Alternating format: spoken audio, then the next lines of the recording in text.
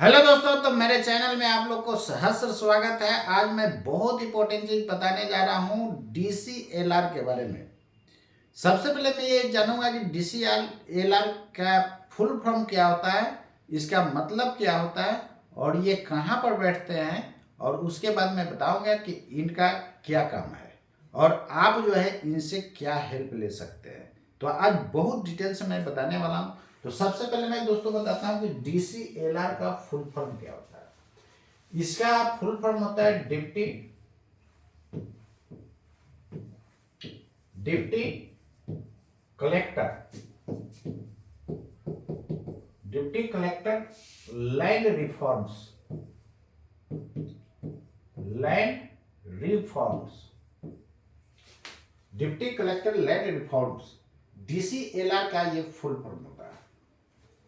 तो deputy collector land reforms, इनका office कहां पर होता है? अनुमंडल कार्यालय जहां पर होता है वहां पर इनका ऑफिस होता है, वहां पर डीसीएलआर बैठते हैं। डीसीएलआर का कोर्ट होता है। तो इनका काम क्या होता है उसके बारे में बताने जा रहा हूं और इनसे आपको फायदा क्या होगा। डीसीएलआर साहब जो है ये अनुमंडल कार्यालय में, वहां पर डीसीएलआर का कोर्ट होता है, वहां पर आप जाएंगे अपना अनुमंडल कार्यालय में, वहां पर आपको मिलेगा। जैसे इनका काम क्या होता है उसके बारे में मैं बताने जा रहा हूं। ये पहले जान लीजिए कि जैसे आपने किसी से जमीन रजिस्ट्री करवाया, आपने किसी से जमीन रजिस्ट्री करवाया, तो रजिस्ट्री करवाया, आपने किसी से जमीन रजिस्ट्री करवाया, तो रजिस्ट्री करवाया तो उसमें मान करके चलिए कि खाता या खेसरा या आपका नाम कुछ गलती हो गया। यार सब कैसे गलत हो सकता है? मान लो कि चौहद्दी ठीक है, खाता गड़बड़ चढ़ गया या खेसरा गड़बड़ चढ़ गया या नाम गलत चढ़ गया, सब कैसे गलत हो सकता है? कुछ ही ना गलत गलत होगा। तो जब भी कोई ऐसा त्रुटि होता है तो आप डीसीएलआर के कोर्ट में, अब तो सब ऑनलाइन हो गया है, आप ऑनलाइन आवेदन वहां पर फाइल कर सकते हैं। और डीसीएलआर के कोर्ट में ऐसा नहीं कि ज्यादा दिन आपको खींचाएगा, उसमें समय सीमा के अंदर उनको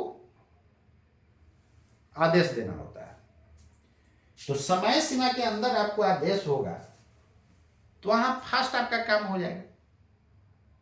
अब मान लीजिए कि पुराना कागज के अनुसार, मान लीजिए कि सर्वे हुआ और पुराना कागज के अनुसार आपको सुधरवाना है, तो उस केस में मैं आपको बोलूंगा कि ज्यादा अच्छा रहेगा आप सिविल कोर्ट में फाइल करें। आप स्वतंत्र हैं, सिविल कोर्ट हाई कोर्ट जा सकते हैं, लेकिन छोटा मोटा जो मामला है जैसे नाम का गलती होना, खेसरा नंबर गलती चढ़ जाना या खाता नंबर गलती चढ़ जाना, तो उस केस में आप डीसीएलआर के कोर्ट में, डीसीएलआर के कोर्ट में जाएंगे तो आपका जल्दी निपटारा हो जाएगा। यहां पर समय सीमा के अंदर आदेश देना होता है।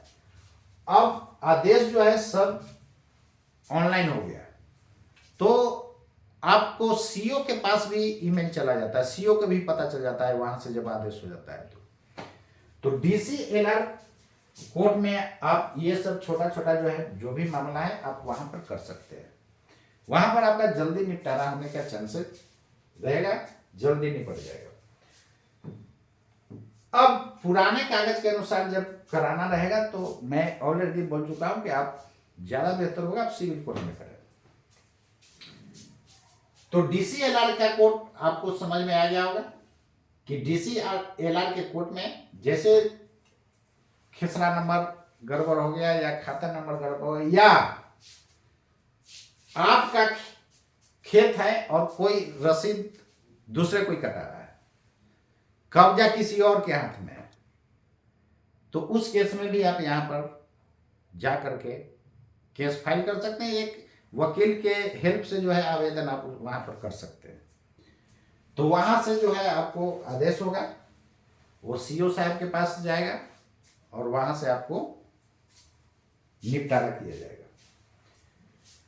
तो जब तक यहां से आदेश सीओ साहब के पास नहीं जाएगा, जैसे मान लीजिए कि कोई जमीन रजिस्ट्री कराया और जैसी म्यूटेशन के लिए फाइल किया है, दाखिल खारिज के लिए फाइल किया, तो सीओ साहब वहां से मान लीजिए कि रिजेक्ट हो गया, तो रिजेक्ट हुआ तो कुछ कम ही हुआ होगा, तो जो जमीन खरीदा उस बेचारे को तो रिजेक्ट हो गया, वो क्या करेगा, डीसीएलआर के पास जाकर के आवेदन करेगा।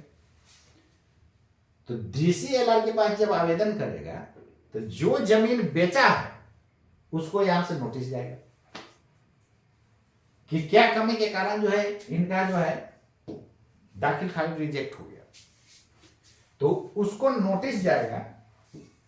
उसके बाद उसको कोर्ट में आना पड़ेगा, डीसीएलआर के कोर्ट में आना पड़ेगा और रीजन बताना होगा। तो जैसे यदि वो रीजन बता दिए कि इस कारण से ऐसा हुआ है, तो उसको भी करेक्शन करके उसको क्या किया जाएगा, मोटेशन के लिए फिर फाइल किया जाएगा। तो जो जमीन खरीदा है वो वहां पर फिर उससे मोटेशन के लिए फाइल करेगा, रिजेक्ट होगा तो उसका क्या हो जाएगा, फिर वहां से सुधार हो जाएगा, या दोबारा फाइल करने की जरूरत नहीं है। वो जो रिजेक्ट हुआ ना, यहां से डीसीएलआर के कोर्ट से मेल चला जाएगा सीओ साहब के पास कि इस कारण से जो है सीओ साहब जिस कारण से रिजेक्ट किया है वो कारण जो है अगेंस्ट पार्टी जो सेल किया था उसको नोटिस किया, वो यहाँ पर बताएगा। तो फिर यहाँ से ये आदेश करेंगे, तो आदेश करेंगे तो आदेश का कॉपी वहां पर जाएगा, अब ईमेल के थ्रू चला जाता है। तो जैसे सीओ साहब के पास जाएगा तो फिर जो रिजेक्ट हुआ तो उसको क्या कर दिया जाएगा, पास कर दिया जाएगा।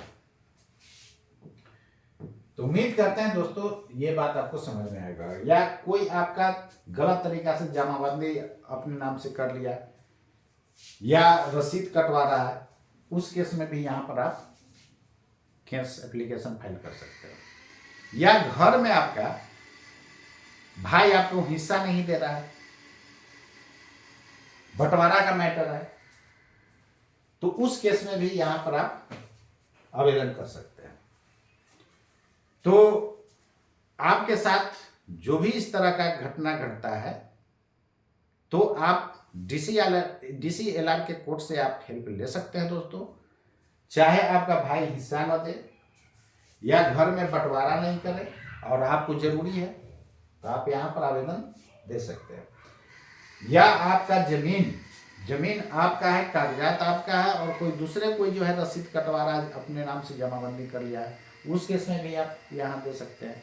या रजिस्ट्री कराए और आपने म्यूटेशन के लिए फाइल किया, वो रिजेक्ट हो गया, दाखिल खारिज के लिए फाइल किया, वो रिजेक्ट हो गया, तो रिजेक्ट हो गया तो कुछ कमी होगा, तो उस कमी को यहाँ पर जैसे ही आप जा करके एप्लीकेशन फाइल करेंगे, किसी वकील के हेल्प से फाइल करें तो ज़्यादा अच्छा है, और उसके साथ आपको कागजात लगाना होगा। तो जैसे आप फाइल करेंगे तो सबसे पहले जो बेचा है जमीन उसको नोटिस जाएगा, और नोटिस जाने के बाद उसको यहाँ पर आना होगा, बताना होगा कि भाई आपने क्या किया कि वहां पर रिजेक्ट हो गया। तो फिर सुधार करके यहाँ से जो है आदेश किया जाता है सीओ को, तो सीओ साहब फिर वो जो रिजेक्ट हुआ था उसको फर्दर उसको दाखिल खारिज के लिए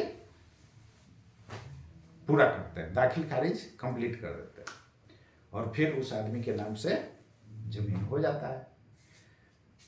या कोई आपका कमी हो गया, खिसरा नंबर, प्लॉट नंबर या नाम में गलती हो गया, चौहद्दी यदि सब सही है, सब चीज तो नहीं ना गलती हो जाएगा, कुछ ही गलती होगा, कोई के प्लॉट नंबर गलती होगा, किसी का नाम गलती होगा, वो डीसीएलआर कोर्ट में आप जा करके वहां से आवेदन करके आप करेक्शन करवा सकते हैं। वो करेक्शन जो है आदेश जो होगा वो सीओ के पास जाएगा, वहां से आपका फिर हो जाएगा करेक्शन। तो उम्मीद करता हूं दोस्तों ये आपको समझ में आ गया होगा।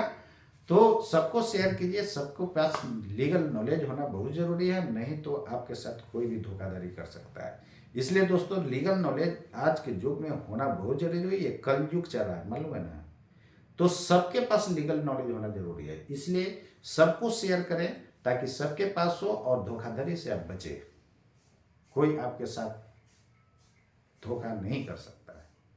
तो आज के लिए चाहिए दोस्तों, मिलता हूँ नेक्स्ट वीडियो लेक्चर में, तब तक के लिए जय हिंद, जय भारत, नमस्कार।